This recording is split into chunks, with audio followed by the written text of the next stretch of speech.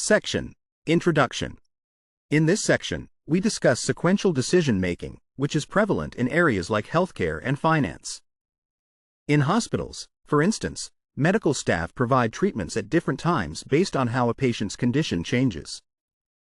Similarly, traders in financial markets make decisions based on the flow of information over time. We can enhance these processes using algorithmic decision support systems that assess various policies and their expected results. To understand the differences in expected outcomes between these policies, we face a causal effect estimation challenge. This involves making several treatment decisions at different times, making it a sequential decision-making issue. Formally, this fits into the off-policy evaluation framework. A key aspect of this problem is that the timing of observations and treatments is irregular, which we represent using a stochastic point process. The types of treatments at these times are defined by the marks of this process, influenced by a specific distribution. Unlike traditional off-policy evaluation methods that focus solely on the types of actions, we must also consider the timing, as it significantly impacts the results. This approach is relevant in many decision-making contexts, such as organ transplants, where delaying treatment can reduce complications, but waiting too long can worsen a patient's condition. Here, the treatment type is fixed, and timing becomes crucial. Evaluating the impact of treatment timing is essential for assessing sequential policies. When dealing with irregular timings, traditional frameworks that break time into discrete intervals can be problematic, as this can lead to inaccuracies and inefficiencies. Additionally, the timescales for decision-making can vary widely within a single case. For example, a heart failure patient might remain stable for an extended period with occasional treatment adjustments, but may suddenly require urgent care during a hospital stay. Existing methods for continuous time causal inference struggle with complexity, especially when integrating importance weights over time. Those that can handle large models and datasets often do not accommodate dynamic policies, which consider past states, and typically rely on differential equation solvers, limiting our architectural options. In our work, we present two methods for off-policy evaluation using irregularly sampled data. We define off-policy evaluation with decision point processes and introduce Earliest Disagreement Q-Evaluation, EDQ, a model-free solution to this problem. Unlike other methods that may falter in high dimensions or are restricted to static treatments, EDQ overcomes these limitations. It utilizes direct regressions and dynamic programming, making it adaptable to various architectures, including sequence models like transformers. We demonstrate that EDQ serves as an empirical estimator of the correct policy value, producing accurate causal effects under certain assumptions. We validate EDQ's effectiveness through experiments on predicting time to failure and simulating tumor growth, using a transformer-based approach.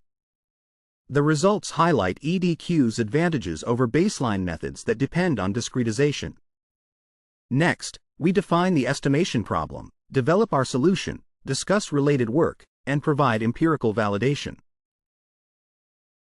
We consider a decision process characterized by a marked point process involving observations, treatments, and real outcomes. Our goal is to estimate an overall quantity that reflects a sequence of observed rewards. For simplicity, we denote this quantity and assume a finite number of rewards in the segment we analyze. A marked point process consists of event times and the details of those events, such as treatment times and types. We focus on multivariate counting processes over a specific time interval. For a single process, we track the number of events of a certain type up to a given time. We represent events up to that time and within specific intervals, distinguishing between different event types. We also assume the existence of intensity functions for these processes, which can depend on their own history. Section Summary. In this section, we introduce a framework for off-policy evaluation in sequential decision-making, particularly focusing on irregularly spaced treatment timings represented by marked point processes. We present Earliest Disagreement Q-Evaluation, EDQ, a model-free method that effectively estimates causal effects without the limitations of traditional approaches, demonstrating its efficacy through experiments on time-to-failure prediction and tumor growth simulations. Section: Problem Definition. In this section, we define the problem using terminology from the reinforcement learning literature. We start by describing how data is generated and outline our objective of determining causal effects. This involves evaluating policies based on data collected from a specific decision-making process. We focus on a marked decision point process, which includes observed components and their intensity functions, while also considering an unobserved multivariate process. We have a dataset consisting of multiple trajectories, where each trajectory contains a series of observations. These observations come from a decision process governed by a specific policy. We analyze the outcomes when we switch to a target policy, keeping other processes constant. Our aim is to estimate the expected future outcomes for all relevant variables in the context of the decision process. To simplify our notation, we concentrate on the treatment timing rather than the specifics of the treatment itself. We explore when to administer treatment, such as whether to give medication weekly or monthly, rather than which medication to use. This aspect of timing is often more complex and less studied, but our methods can be adapted to include treatment specifics. In our example related to cardiovascular disease, we consider the implications of prescribing statins to patients with certain cholesterol levels. We ask what the expected change in risk would be if we altered the treatment approach for patients whose cholesterol exceeds a specific threshold. Next, we outline the conditions necessary for our algorithm to accurately estimate causal effects. We summarize these conditions and provide further details in an appendix. Our assumptions for identifying causal estimates are based on existing studies of graphical models for point processes. We define a graphical condition called causal validity, which ensures that changing treatment intensity affects the overall distribution of outcomes. We introduce the concept of local independence, which adapts the idea of sequential exchangeability to continuous time. This means that while one process's intensity may depend on another's history, the reverse is not true. A collection of local independences, termed eliminability, implies causal validity even in the presence of unobserved variables. We define local independence for a multivariate process, indicating that one variable is independent of another given certain conditions. We also describe a graphical local independence model, which ensures that the intensity of one process relies only on specific information from others. We summarize that causal validity is maintained under the local independences that meet the eliminability criteria. We assume a specific graph that satisfies these conditions and also assume that the increments of all processes are mutually independent to avoid instantaneous effects. We refer to this combination of validity and independence as ignorability, which aligns with existing terminology regarding confounding. For our analysis, we also require a second assumption known as overlap, which ensures that the observational and interventional distributions are compatible. This overlap is crucial for the conditional expectations we estimate to be meaningful. With these core assumptions of ignorability and overlap, we can now present our algorithms for estimating causal effects in continuous time. Section Summary. In this section, we define our problem of inferring causal effects through off-policy evaluation using a marked decision point process, focusing on when to treat rather than how to treat. We outline the conditions for identifiability of causal estimates, emphasizing the importance of local independences and the assumptions of ignorability and overlap to ensure valid causal effect estimation in continuous time. Section: Model-free off-policy evaluation for decision point processes. In this section, we estimate the expectations for specific times that overlap with others by expressing them recursively based on earlier expectations and trajectories. Assuming we have accurate expectations for later times, this recursive method helps us condition on previous histories. We will detail this approach in the context of model-free evaluation. For fitted Q-evaluation, FQE, in discrete time, we utilize the Tower property of conditional expectations, which suggests a dynamic programming solution. Here, we consider all treatments and observations up to a certain time, and since they occur simultaneously, we have an equal number of each. Our algorithm is model-free, meaning we only need to sample from our target policy without requiring a model of the environment. With proper optimization and large datasets, our algorithm can provide accurate estimates. As we transition to continuous time, the tower property becomes a differential equation, complicating the solution. Regrettably, regressing to outcomes close to observations at a specific time is not well defined. While we can discretize time finely, this method is inefficient, as updates for estimates often yield minimal changes. Therefore, we prefer to use estimates from larger intervals. Although achieving this in a model-free manner is challenging, we believe a simple dynamic programming solution is feasible for point processes. We introduce EDQ, which stands for Fitted Q-Evaluation for decision point processes via earliest disagreement times. Our goal is to determine what the outcome would have been for a trajectory sampled under one policy if treated with another policy from a certain time onward. Instead of moving one time unit forward, we will identify the first time where the two policies differ in their treatments. This results in a straightforward algorithm, which we illustrate graphically.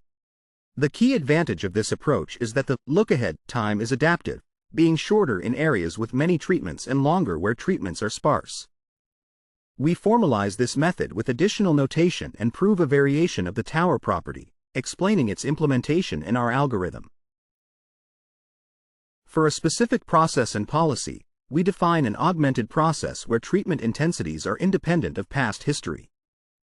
This augmented process maintains an alternative treatment trajectory, allowing us to sample alternative trajectories over time intervals. Our model-free evaluation method relies on expressing our estimate as an expectation over these trajectories. We derive our method from an expectation identity, similar to how FQE is derived from the tower property. The practical version of our method, EDQ, uses gradient descent to fit functions that meet a self-consistency condition. We solve regression problems to fit our labels, which align with the expectations we aim to calculate. To confirm that our algorithm estimates the desired effect, we present two arguments, one showing the uniqueness of the self-consistency equation and another demonstrating that our estimation yields the causal effect due to the ignorability assumption. We summarize our findings and provide detailed steps in the appendix. An analogous expectation identity exists for discrete time decision processes, but we focus on the point process case, where our approach is most effective. Section Summary. In this section, we present a model-free off-policy evaluation method for decision point processes, introducing the EDQ algorithm, which estimates outcomes by identifying the earliest disagreement between observed and target policies. This approach leverages the tower property of conditional expectations and adapts the look-ahead time based on treatment density, allowing for efficient evaluation without requiring a model of the underlying process. Section: Related work. In this section, we provide an overview of related work, starting with studies that tackle tasks similar to ours, before moving into a more detailed discussion about techniques that align closely with our aim of large-scale causal inference in sequential decision-making. When it comes to causal inference with sequential decisions, we typically examine causal effect estimation for treatments applied over time, focusing on discrete time under the assumption of sequential exchangeability.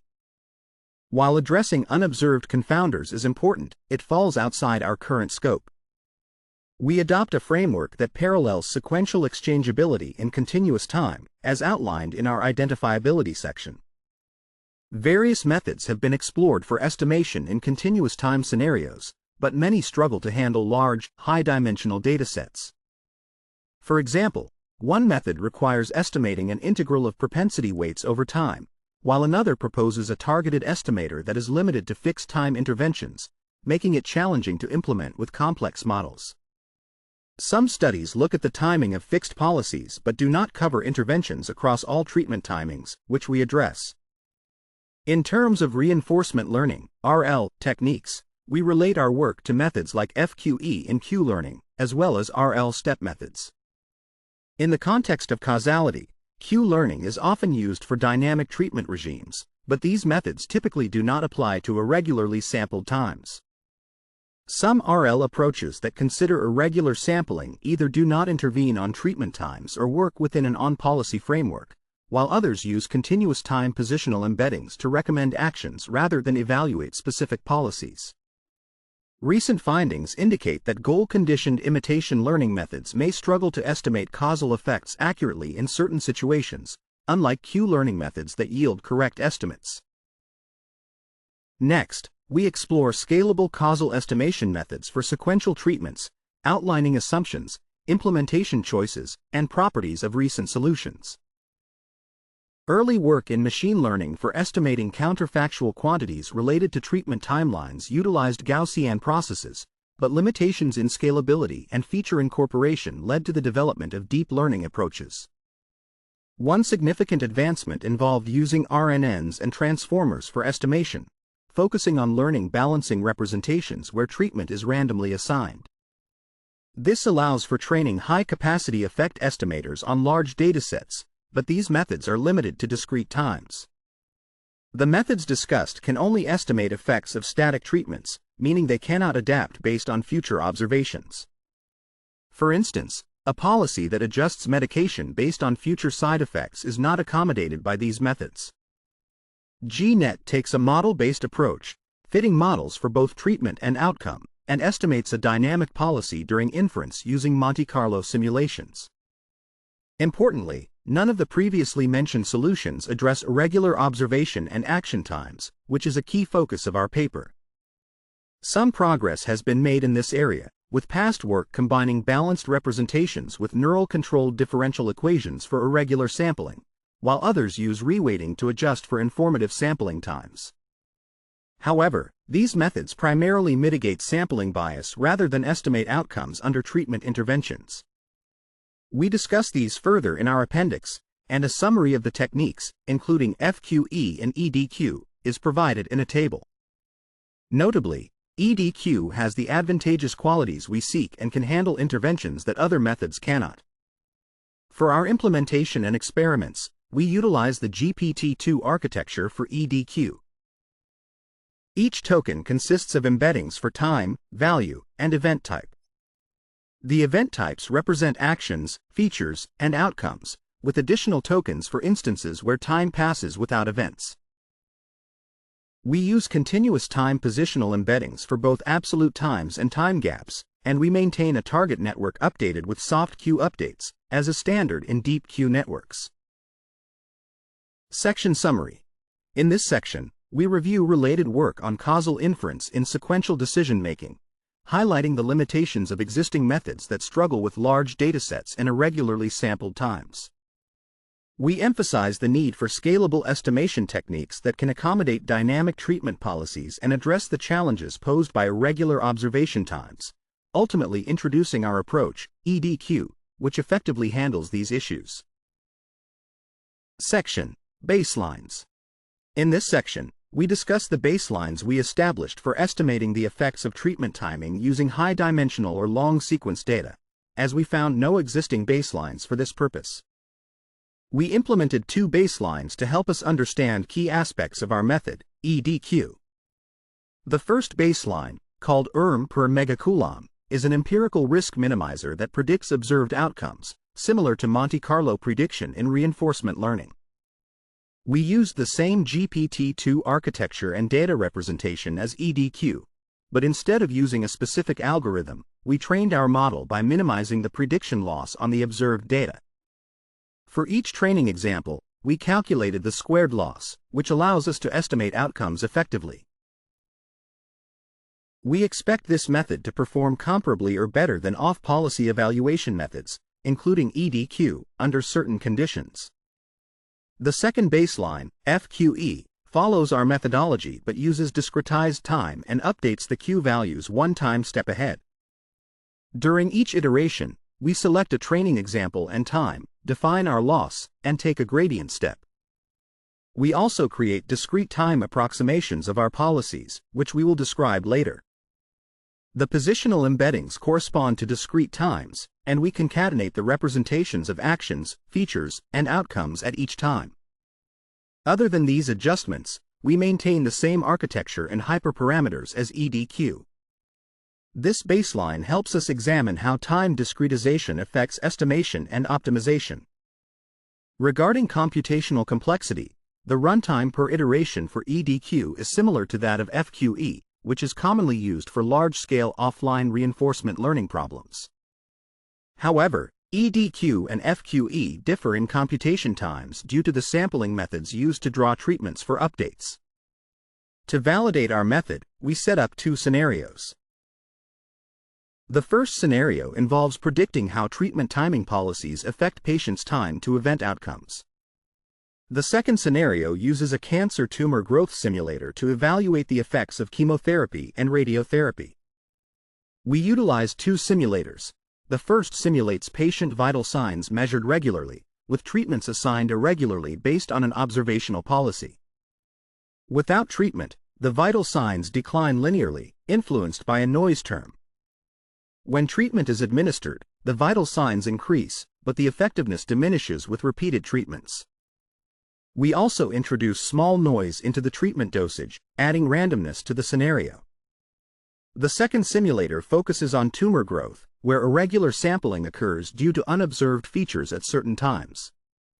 The tumor volume is observed with a specific probability, influenced by the average tumor volume over recent time steps. For the time to failure scenario, we are interested in the failure time, where a patient dies if their vital signs drop to zero. We estimate the effects of interventions on a rate parameter that controls treatment timing. When the vital crosses a threshold, we randomly draw a time from an exponential distribution to apply treatment. We observe several patients treated under a specific policy and aim to estimate their expected failure times. In the tumor growth scenario, we predict outcomes based on a policy that assigns one of 4 treatment options at a given time. The policies depend on parameters that control treatment assignment based on the last observed tumor volume and the timing of previous treatments.